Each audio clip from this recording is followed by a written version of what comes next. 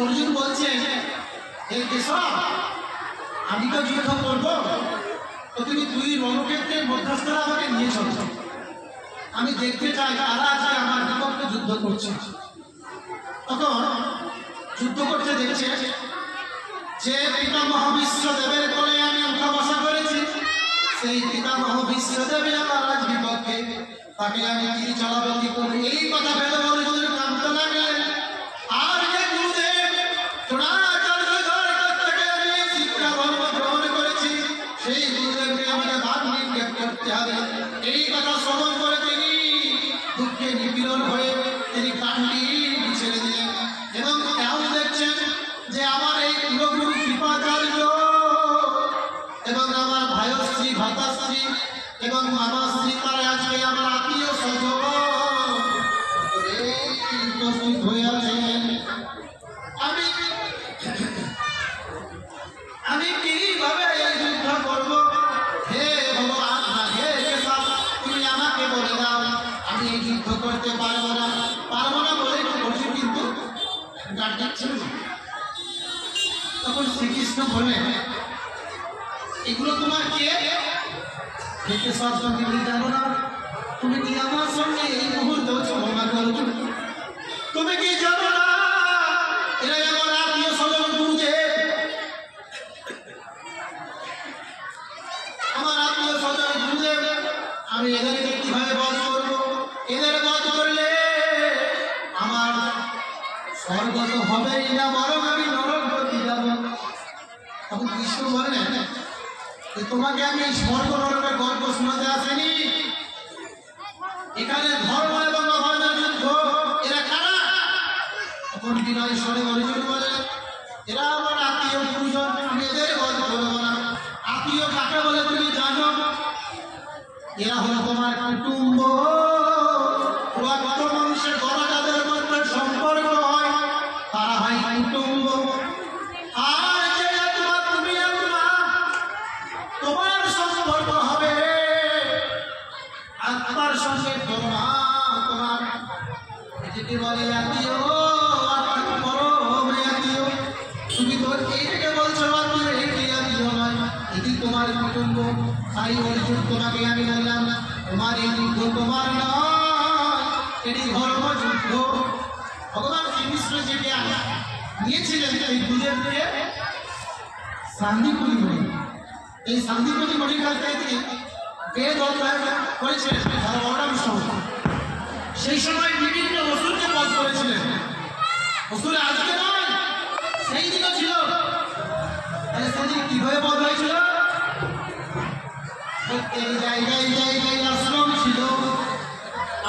ছিল এবং আশ্রমের যিনি গুরুদেব পণ্ডিত, তিনি বেদ শিক্ষার মাধ্যম দিয়ে প্রত্যেক গুরু শিষ্যদেরকে তিনি সজাগ করতেন, ধর্ম শিক্ষা দিতেন এবং প্রত্যেকটি শিশু অর্থাৎ শিষ্যদেরকে শুধু এই জ্ঞান ধর্মকে রক্ষা করার জন্য অস্ত্রবিদ্যা দিতেন।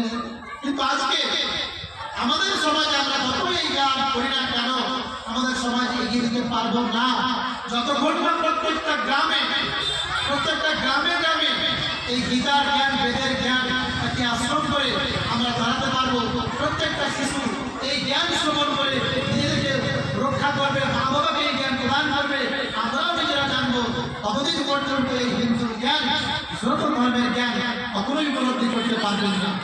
তাই আমার উদ্দেশ্য, প্রত্যেকটা সনাতনী ভাই, প্রত্যেকটা সনাতনী মা বাবা, প্রত্যেকটা আপনার এখন এবং গ্রামে যাতে করে আমাদের গীতার জ্ঞান আলোচিত হয়, সেই ব্যবস্থা আপনাদের করতে হবে।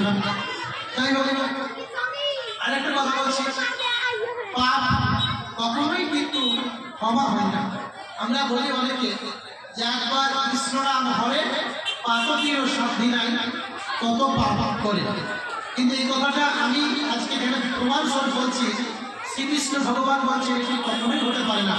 তাই নাম জিনিসটা এক পবিত্র, ভগবানের নাম হলে আপনার পবিত্র হবে, আপনি লাভবান হবেন ঠিকই।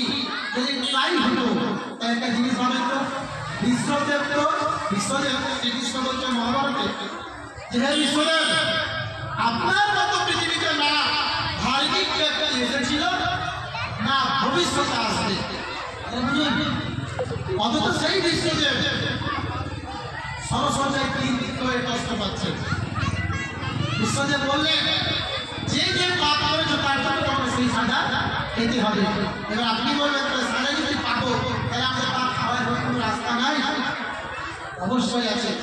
এই জন্য ভগবান বলছেন, যখন কোনো ব্যক্তি এই গীতা বেদের সান্নিধ্যে যাবে, যখন কোনো ব্যক্তি এই কথাকে শ্রবণ করে নিজের প্রাণের সঙ্গে নিজেকে পস্তাবে, মানে আমি কি ভুল করেছি, আমার দ্বারা কি এমন হয়েছে, নিজের দ্বারা নিজেকে শাস্তি দেওয়ার চেষ্টা করবে এবং অনুশোচনা করবে বারবার যে হে ঈশ্বর, হে ভগবান, এই ভুল করেছি, আমার যেন আর কখনোই অন্যায় না হয়, আজ থেকে আমি তোমার স্মরণ নিলাম। এই স্মরণ নেওয়ার কথাটা কোথায় বলা হয়েছে? স্মরণ নেওয়ার কথাটাও আমি প্রমাণ স্বরূপ বলছি। শ্রীমদ্ ভগবদ গীতা 18তম অধ্যায়ে 62তম শ্লোকে ভগবান শ্রীকৃষ্ণ বলছেন, তমেব শরণ্যং গচ্ছ সর্বভাবেন ভারত তৎপ্রসাদাৎ পরম শান্তি ইস্কনাম প্রাপ্স্যসি শাশ্বতম। যোগেশ্বর আমার ভগবান শ্রীকৃষ্ণ বললেন, তুমি সর্বত্রভাবে হে ভারত, তুমি তার প্রসাদে পরম শান্তি এবং পরম গতি লাভ করবে। তুমি তার শরণ গ্রহণ করো, ভগবানের শরণ গ্রহণ করো। আচ্ছা, আমরা যদি ভগবানের শরণ গ্রহণ করি তাহলে আমাদের জীবনে কখনো বিপদ হবে? আমাদের জীবনে কোনো অসুখ হবে না?